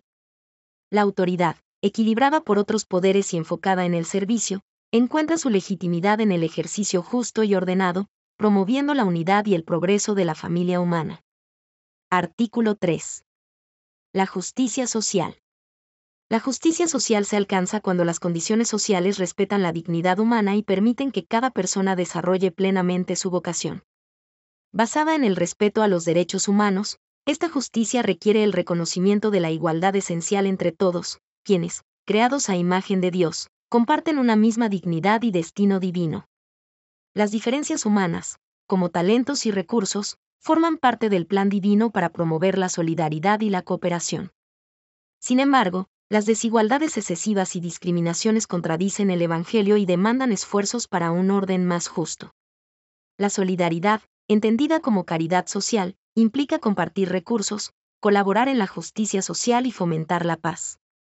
La Iglesia, a través de su misión, promueve un compromiso colectivo para eliminar estructuras de injusticia y construir un mundo donde todos puedan vivir dignamente, reflejando los valores del reino de Dios. Capítulo 3. La salvación de Dios, la ley y la gracia. El hombre, llamado a la bienaventuranza, pero herido por el pecado, necesita la salvación de Dios. La ayuda divina le viene en Cristo por la ley que lo dirige y en la gracia que lo sostiene. Trabajad con temor y temblor por vuestra salvación, pues Dios es quien obra en vosotros el querer y el obrar como bien le parece. Artículo 1. La ley moral. La ley moral es obra de la sabiduría divina y guía al ser humano hacia la bienaventuranza, señalando el bien y prohibiendo el mal. Se fundamenta en la ley eterna de Dios y se expresa en diversas formas: la ley natural, inscrita en el corazón humano como reflejo de la razón divina; la ley antigua, revelada a través de Moisés y orientada a preparar la venida de Cristo; y la ley nueva, perfeccionada por Jesús en el Sermón de la Montaña, que supera las prescripciones de la ley antigua con la caridad como principio central. La ley moral no es solo una norma externa, sino una invitación interior a vivir en comunión con Dios y los demás. Mediante la gracia y la fe, esta ley guía las decisiones humanas hacia la justicia, la caridad y la perfección moral, mostrando el camino hacia el reino de los cielos. Artículo 2. Gracia y justificación. La justificación, obra de la gracia divina, nos libera del pecado y nos reconcilia con Dios mediante la fe en Jesucristo y el bautismo. Este acto de misericordia no solo perdona los pecados, sino que también transforma interiormente al hombre, otorgándole la santidad y la renovación espiritual. La gracia, como don gratuito de Dios, nos hace partícipes de su naturaleza divina y nos guía hacia la vida eterna. La colaboración entre la gracia divina y la libertad humana es esencial para la justificación, que nos llama a la conversión, a aceptar la voluntad divina y a vivir en la caridad. Los méritos que el ser humano obtiene en su vida cristiana son fruto de la gracia y la colaboración con Dios, mientras que la santidad se presenta como la vocación universal de todos los fieles. Este camino hacia la perfección implica cruz, ascesis y confianza en la gracia divina. Artículo 3. La Iglesia, madre y maestra. La Iglesia, como madre y maestra, guía a los fieles en su vocación cristiana mediante la enseñanza de la palabra de Dios, la gracia de los sacramentos y el testimonio de la santidad vivida por sus miembros. El magisterio, compuesto por el Papa y los obispos, proclama los principios morales basados en la ley divina y natural, orientando la vida de los creyentes hacia la verdad y la salvación. Los mandamientos de la Iglesia establecen un mínimo indispensable de oración, penitencia y caridad, fomentando el crecimiento espiritual y el amor al prójimo. Los fieles, como testigos del Evangelio, contribuyen al anuncio del reino de Dios mediante su ejemplo de vida y compromiso con las enseñanzas de Cristo. La Iglesia, a través de su liturgia y cuidado pastoral, fortalece la fe de sus hijos, promueve su conversión continua y los prepara para vivir en comunión con Dios y los demás. Segunda sección. Los 10 mandamientos. El Decálogo, revelado por Dios como las 10 palabras, constituye el núcleo de la ley moral y espiritual, guiando la relación del hombre con Dios y con el prójimo. En el contexto de la alianza, estos mandamientos expresan el compromiso de amor y obediencia entre Dios y su pueblo, reflejando la voluntad divina inscrita en la ley natural. Los 3 primeros mandamientos orientan al amor a Dios, mientras que los otros 7 se centran en el amor al prójimo. Este orden moral no solo regula las acciones externas, sino que también invita a la conversión interior, transformando el corazón y las relaciones humanas. Interpretado a la luz de Cristo, el Decálogo encuentra su plenitud en el mandamiento del amor a Dios y al prójimo, que resume toda la ley y los profetas. Su vivencia fomenta la santidad personal, la justicia social y la comunión con Dios y los demás. Capítulo 1. Amarás al Señor tu Dios con todo tu corazón, con toda tu alma y con todas tus fuerzas. Jesús resumió los deberes del hombre para con Dios en estas palabras. Amarás al Señor tu Dios con todo tu corazón, con toda tu alma y con toda tu mente. Estas palabras siguen inmediatamente a la llamada solemne: escucha, Israel, el Señor nuestro Dios es el único Señor. Dios nos amó primero. El amor del Dios único es recordado en la primera de las 10 palabras. Los mandamientos explicitan a continuación la respuesta de amor que el hombre está llamado a dar a su Dios. Artículo 1. El primer mandamiento. El primer mandamiento exige adorar a Dios como único Señor, reconociendo su acción liberadora y su bondad infinita. Este precepto incluye las virtudes de fe, esperanza y caridad, que nos llaman a creer plenamente en Dios, confiar en su promesa de salvación y amarlo sobre todas las cosas. El mandamiento prohíbe la idolatría, la superstición y cualquier práctica que desvíe el culto del único Dios verdadero. Honrar este mandamiento implica rechazar el materialismo, la magia, y toda forma de adivinación o irreligión, que niegan la soberanía de Dios y distorsionan la verdadera fe.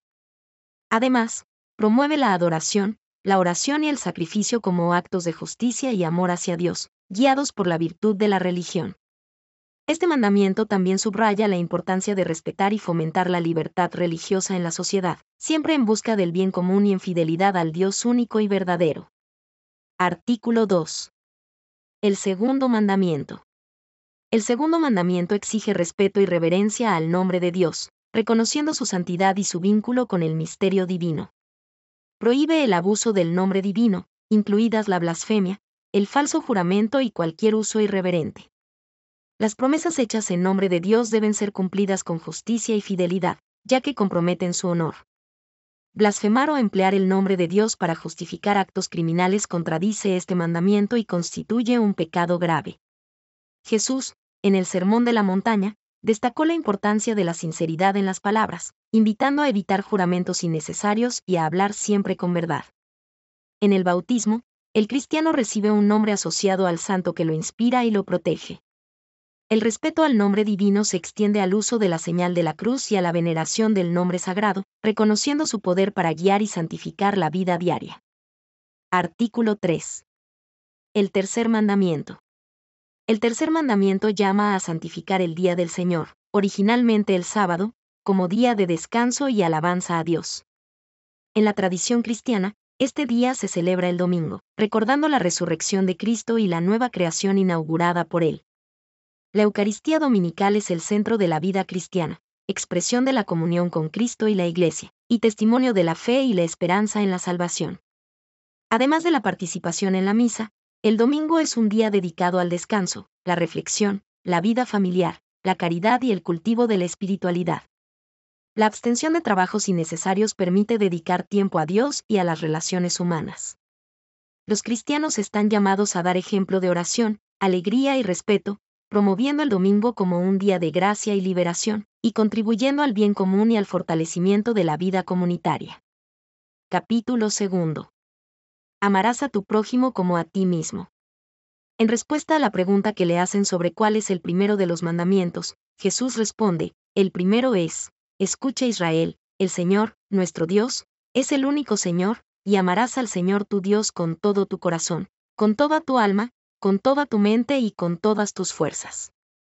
El segundo es, amarás a tu prójimo como a ti mismo. No existe otro mandamiento mayor que estos. Jesús dice a sus discípulos, amaos los unos a los otros como yo os he amado. El apóstol San Pablo lo recuerda, el que ama al prójimo ha cumplido la ley. En efecto, lo de, no adulterarás, no matarás, no robarás, no codiciarás y todos los demás preceptos, se resumen en esta fórmula, amarás a tu prójimo como a ti mismo. La caridad no hace mal al prójimo. La caridad es, por tanto, la ley en su plenitud. Artículo 4. El cuarto mandamiento.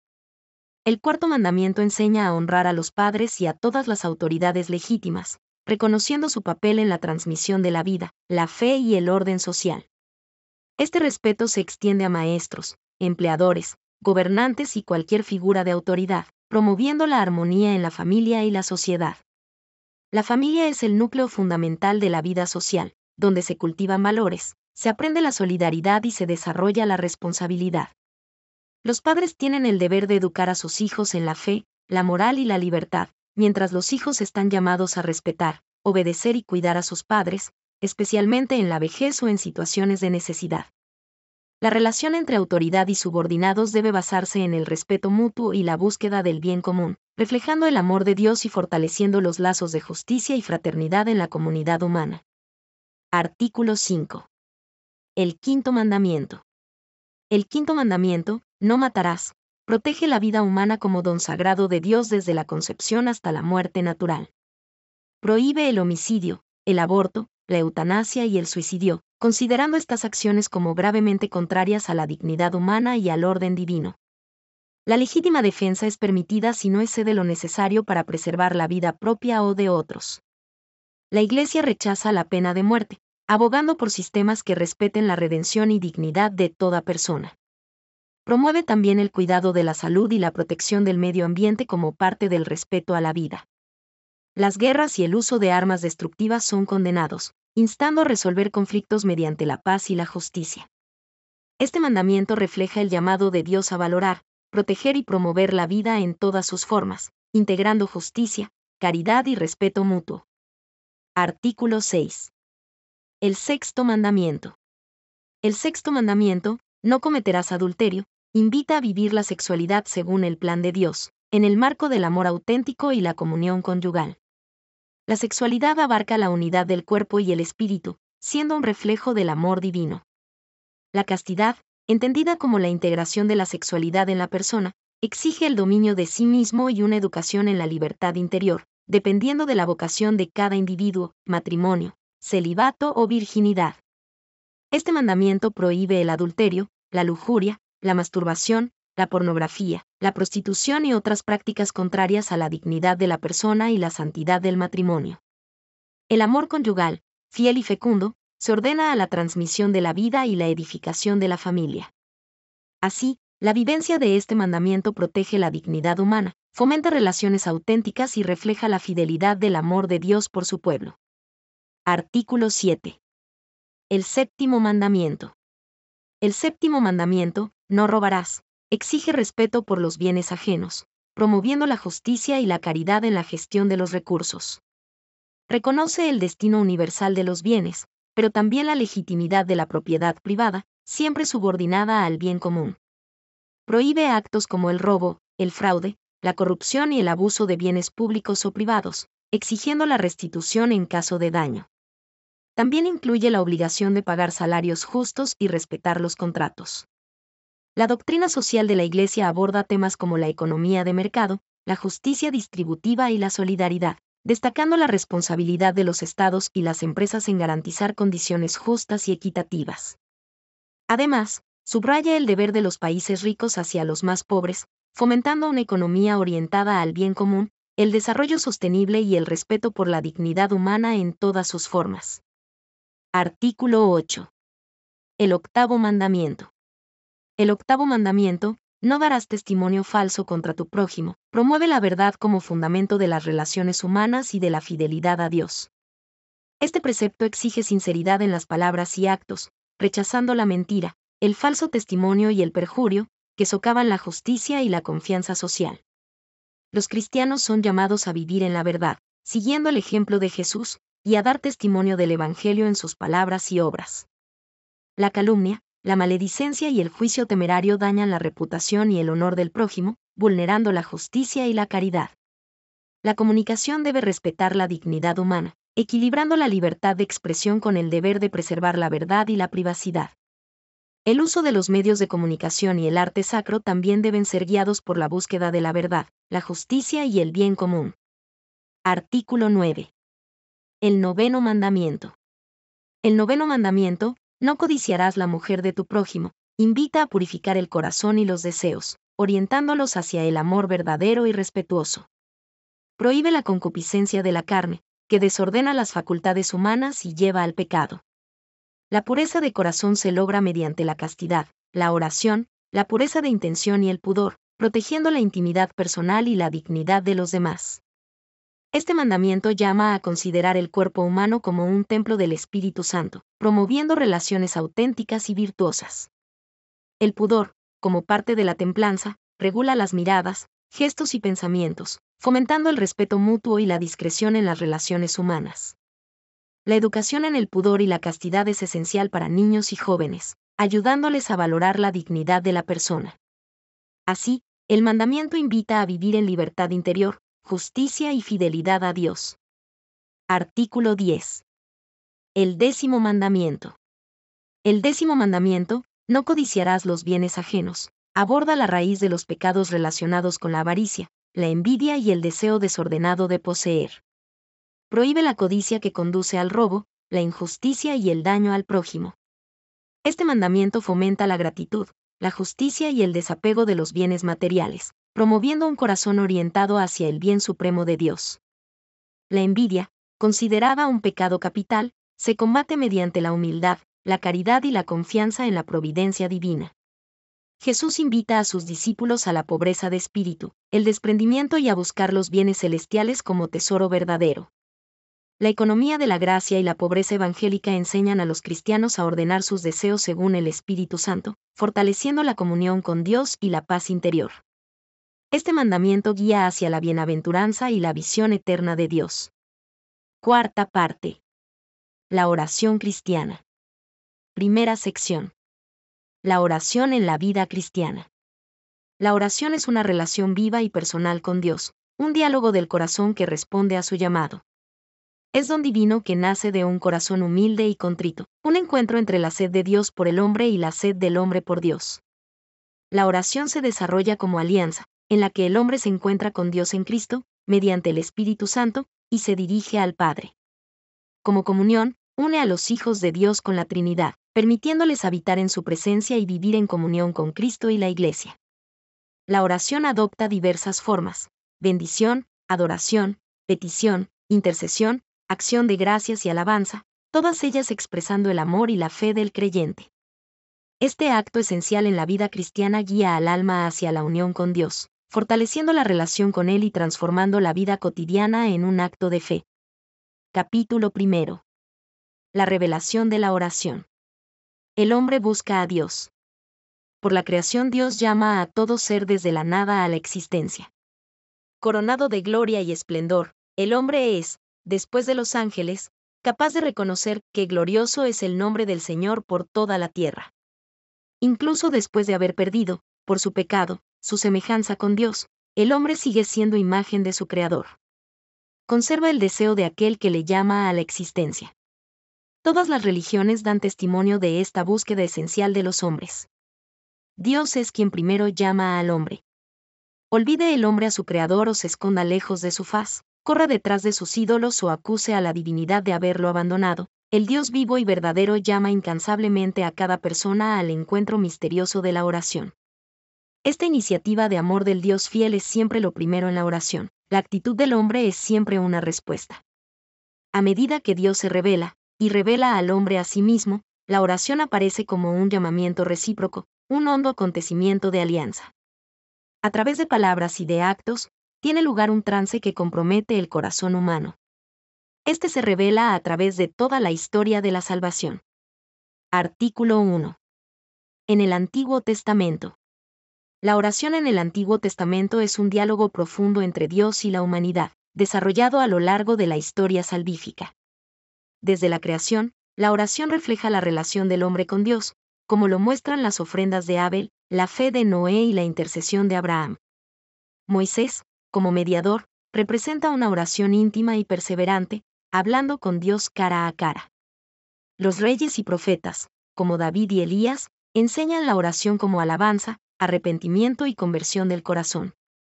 Los salmos, por su parte, son la expresión más rica de la oración colectiva e individual del pueblo de Israel, abarcando alabanza, súplica y acción de gracias. A través de estas experiencias, la oración del Antiguo Testamento anticipa la plenitud revelada en Cristo, mostrando que el corazón humano busca a Dios y es llamado a un diálogo constante con su Creador. Artículo 2. En la plenitud de los tiempos. En la plenitud de los tiempos, la oración de Jesús revela la relación filial perfecta entre Él y el Padre, actuando como modelo para los creyentes. Jesús ora en momentos decisivos de su misión, enseñando que la oración es entrega confiada a la voluntad de Dios. Su vida de oración incluye agradecimiento, intercesión y súplica, mostrando que el centro de la oración cristiana es la comunión con el Padre. Además, Jesús enseña a sus discípulos a orar, destacando la fe, la humildad, la perseverancia y la confianza en el Padre. La Virgen María, modelo de oración, coopera con el plan divino con su fiat y ora como intercesora en momentos clave, como en Caná y al pie de la cruz. Finalmente, la oración en Jesús y María inspira a los cristianos a una relación viva con Dios, fundada en la fe, la esperanza y la caridad. Artículo 3. En el tiempo de la Iglesia. La oración en el tiempo de la Iglesia es guiada por el Espíritu Santo, quien enseña y recuerda las palabras de Jesús a los creyentes.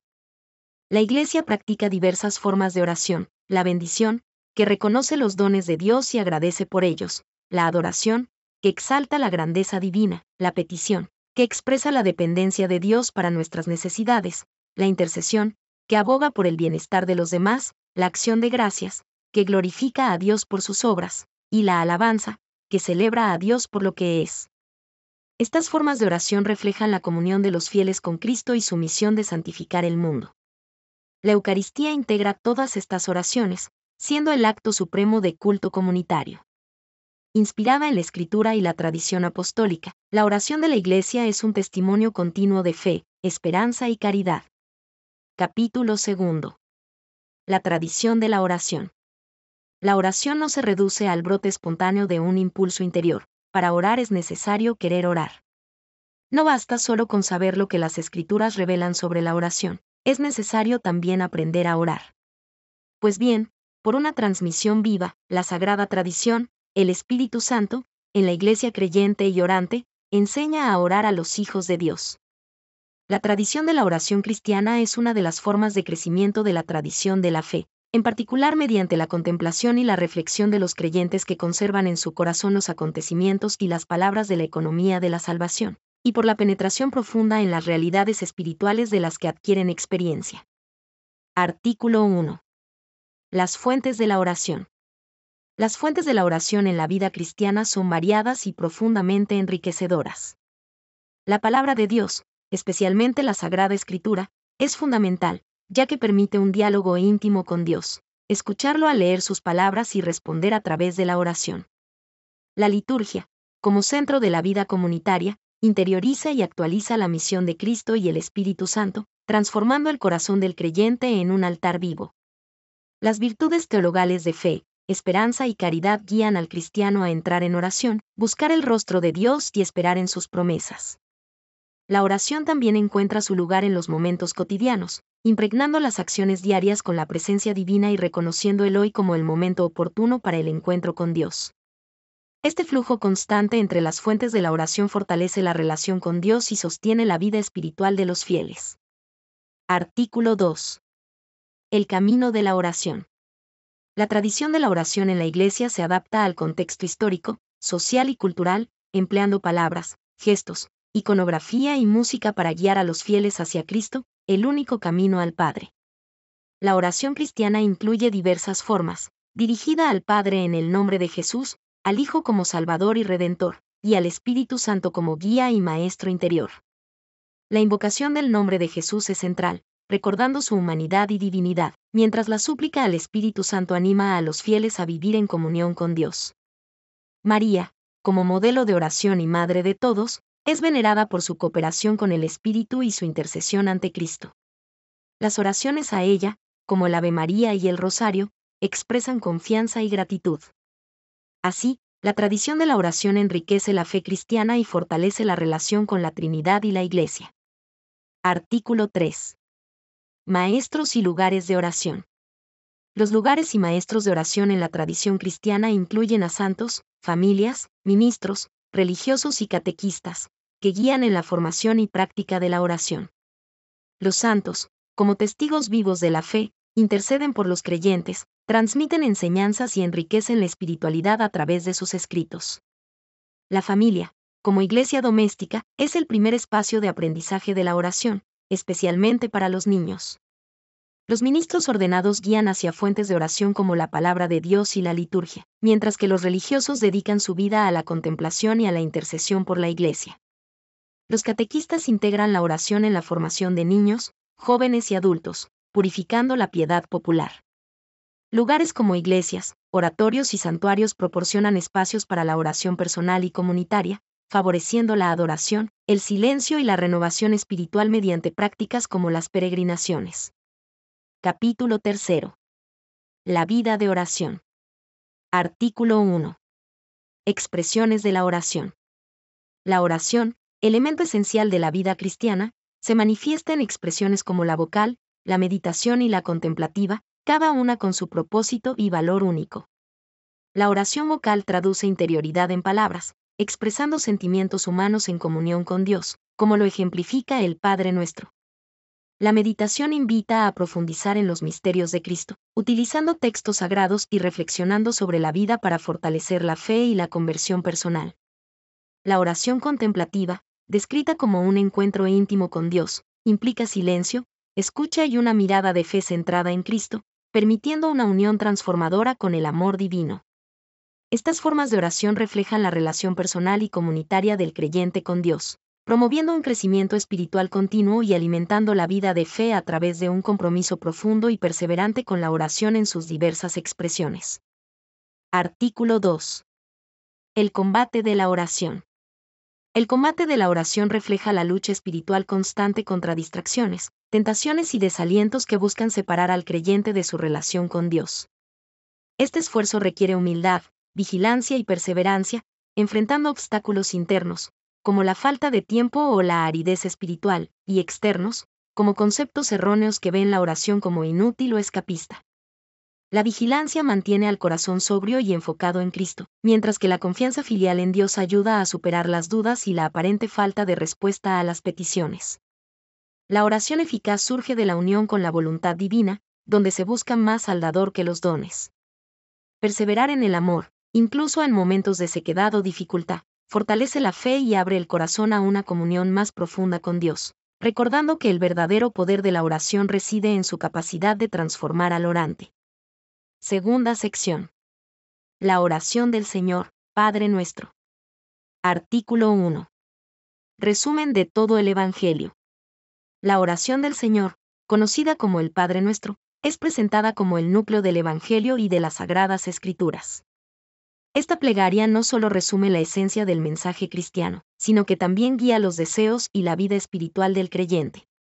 Según San Agustín, todas las oraciones bíblicas confluyen en esta, destacándose por ser la más perfecta y completa al ordenar nuestras peticiones y afectos correctamente. Jesús, al enseñarla, nos entrega no solo palabras, sino el espíritu que las anima, haciéndolas vivas y efectivas en nuestro interior. En la liturgia, especialmente en la Eucaristía, esta oración adquiere un carácter eclesial y escatológico, vinculando al creyente con la misión de Cristo y el Espíritu Santo. Recitada desde los inicios de la Iglesia, el Padre Nuestro une a la comunidad cristiana en la adoración al Padre y en la esperanza de la venida del reino de Dios. Artículo 2. Padre nuestro que estás en el cielo. La expresión Padre nuestro que estás en el cielo refleja la confianza filial y la adoración de los creyentes hacia Dios. Reconocer a Dios como Padre implica un vínculo íntimo y amoroso que Jesús revela a través del Espíritu Santo, permitiendo a los cristianos compartir la relación única entre el Hijo y el Padre. Esta oración, que une a la comunidad de fieles, supera divisiones y trasciende individualismos al incluir a toda la humanidad. Invocar al Padre en el cielo no señala un lugar físico, sino su majestad y proximidad espiritual, destacando su morada en el corazón de los justos. A través del bautismo y la gracia, los creyentes son hechos hijos adoptivos, llamados a vivir en comunión y conversión continua. Al orar, los cristianos participan del misterio trinitario y alimentan la esperanza de la plena reconciliación en la Nueva Jerusalén, anticipando la gloria del reino de Dios. Artículo 3. Las 7 peticiones. Las 7 peticiones del Padre Nuestro estructuran la relación del creyente con Dios y con el prójimo. Las 3 primeras, centradas en glorificar el nombre de Dios, anhelar la venida de su reino y cumplir su voluntad, orientan al corazón hacia la adoración y la esperanza en el plan divino. Las 4 siguientes responden a las necesidades humanas, el sustento diario, el perdón de los pecados en reciprocidad con los demás, la fortaleza para superar la tentación y la liberación del mal. Estas súplicas abarcan tanto aspectos espirituales como materiales, reflejando confianza en la providencia divina y compromiso con la justicia y la caridad hacia los demás.